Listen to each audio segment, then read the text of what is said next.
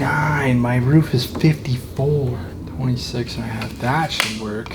This solar panel is 59 inches long and a half. And my roof from gutter to gutter is like 54 inches.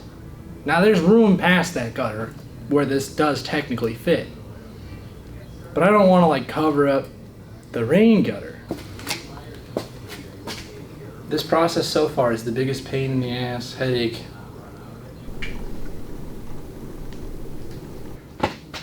Today's video is going to be entirely dedicated to installing these solar panels on my roof. Really quick before I get started, thank you so much for watching the video. Really appreciate all the support so far.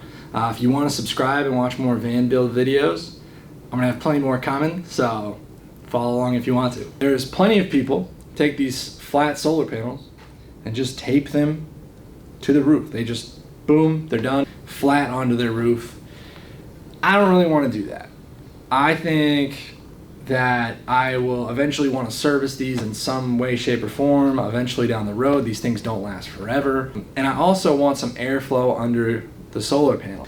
So there's a video by a guy named RV with Tito DIY, and his video explains how you can kind of get the solar panel elevated off the roof, get some airflow underneath it, while still adhering it down in a way that you can service these panels later on. And honestly, I'd say go watch his video if you're really curious about this. The only interesting thing that's going to be different with this is his RV is a flat surface, and that makes this process a whole lot easier. My van is curved and there's ribs and it's a little bit more of a dynamic shape, but these eyelet holes are just small enough where nothing really works. So that's my first issue and first problem that I need to solve. So I've got this T-track slide, and I've got these T-bolts specifically for this track. Just like most people tape the solar panels just straight to the roof, I'm gonna tape this part down. This part's gonna be semi-permanent, we'll call it. Noodle's gonna jump up on my solar panel, I know it. Dude thinks he runs the show here. Just slides over that, and then like I can pick it up like that.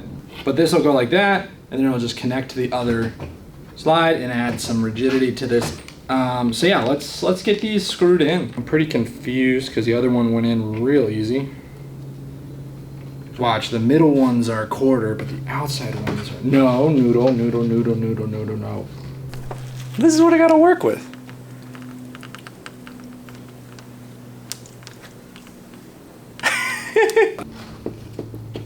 Gotta maybe, no, noodle. Heck. I didn't do it. Let's try this one. Okay, I could twist it with my hand again. That is so weird. I can't really describe like what it is, but it seems like these little fasteners, the little metal structure support for these holes, are slightly different sizes. I think that one's good. I'm happy to have one in, you know. There's no way in heck, right, that the middle mounting brackets are a different size thread than the corner ones, right? Renogy. You are killing me. How are the middle ones possible? What's happening is now I'm twisting the eyelet, but the middle ones didn't do that. That ought to teach him. I don't know why I just put my finger in there. That seems really stupid. Dude, it's like spinning the fastener. This bolt is the right size. It would thread right in there, right? 1/4 inch should be right. And then I'm twisting, you think you're doing something. But the fastener is twisting.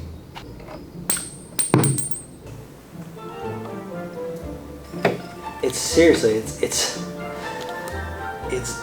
doing the exact opposite of what I want. A million times over, it says easy installation. Across the board, easy installation. But you should be able to just twist them in. An hour later, and I have two WD-40 the absolute life out of this thing.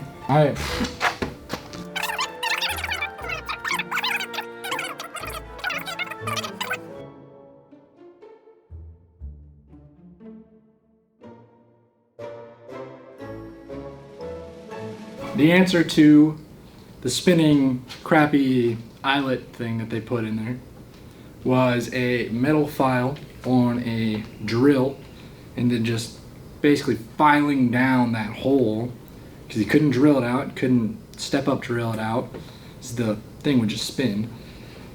So this worked.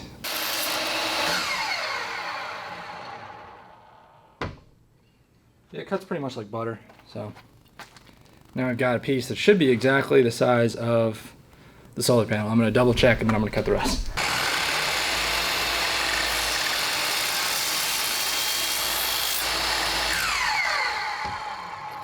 Hot. I mean, that's all you got to deal with is just metal shards. And now I've got 3 more panels to do exactly like this, and then cut up the plastic, cut the rods, and thread the bolts through. And then after that, then we can glue the plastic onto all 4 sheets. So, okay.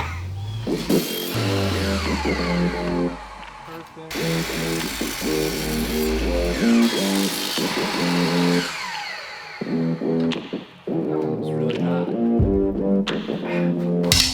Wow!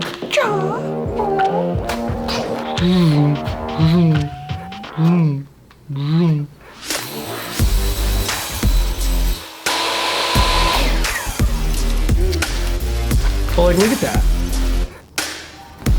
That did a really good job.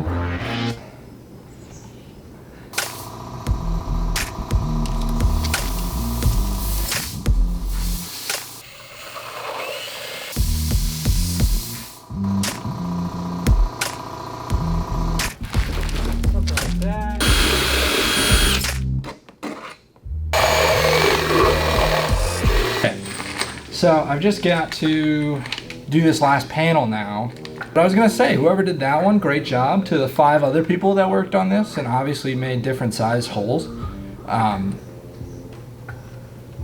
Yeah, I don't know what to say to you. I'm not happy with you right now. So this is the washer, stainless steel, 1/4-inch washers. Then we've got 1/4-inch lock washer, a nut, and that just threads on. 1/4-inch 20 thread nuts. I've miraculously gotten all of these bolts on with the T-track underneath them. It took me quite a while.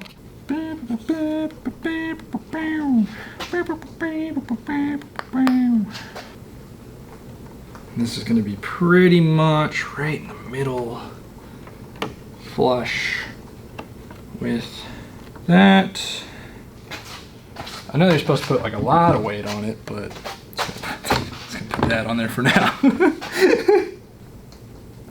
Perfect. That one was much better.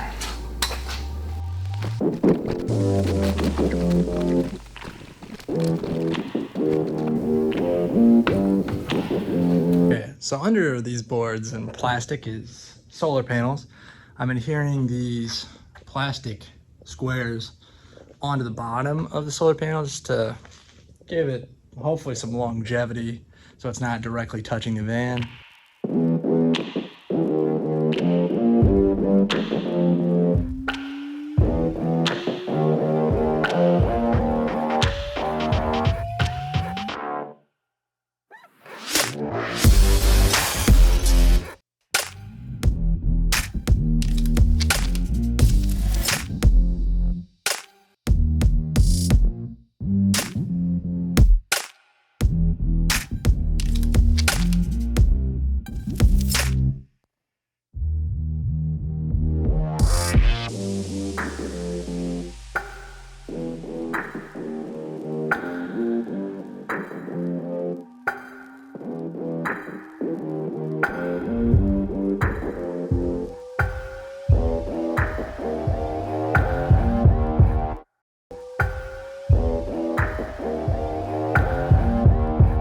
Okay, so I'll go over really quick what we did yesterday. We took these aluminum T-track slides and we taped down just the middle one. And the idea with that is that we can then now come back and do this one pretty easily. So the layers are the solar panel goes on top of everything, and then there's the bolts, the nuts, and the washers and all that. And that's, you could hit this thing with a hammer a few times, it's not going anywhere, so I don't think the wind's gonna affect it at all. The only thing adhered to the roof, no drills, no screws, no nothing, is this aluminum T-track, and it is down on some Eternabond tape. It's been on there for maybe 5 minutes, and like, you could maybe hang off this if you had something here, you could probably do a pull-up. And then on the front here, I think you guys can see this. This is like a little end cap material, and what that's doing is effectively blocking the wind from hitting this. I mean, it's not a flimsy panel, but it's very paper thin, so it needs something to keep it from, you know, doing this. Not to forget one more thing, under the middle portions, like in between each T-track, there's 3 T-tracks along the length of it. In between each is a square of polycarbonate plastic. All in all, I think this is like it's way sturdier than I thought it was. At times I really doubted this idea on the van. I think the way that the tutorial, Tito's tutorial on this goes, it's really, really good for flat or completely flat surfaced vehicle tops or boat tops or RV tops. Very, very, very, very good for that, especially if you have no way to put a roof rack or anything on there. I think for vans, I would probably say try to get a roof rack and just normal solar panels, unless you're 100% sold on the stealth idea, and the stealth is like your #1 priority. In that case, definitely look into this. Okay, so I'm on a dirt road now, and I'm taking this thing on a test drive. Shot some drone footage at 25 miles an hour. I'm gonna push it up to 45 now, drive back to the house, check on it, and then if it's good there, I can go, you know, probably like 55, 65 on the highway, and really see if these solar panels taped down to the roof can handle it. I hope they can, because we spent so much time doing this. So yeah, I will let you know how this goes. I've got the drone footage, I'll play that right now. Moment of truth, we'll go up the ladder.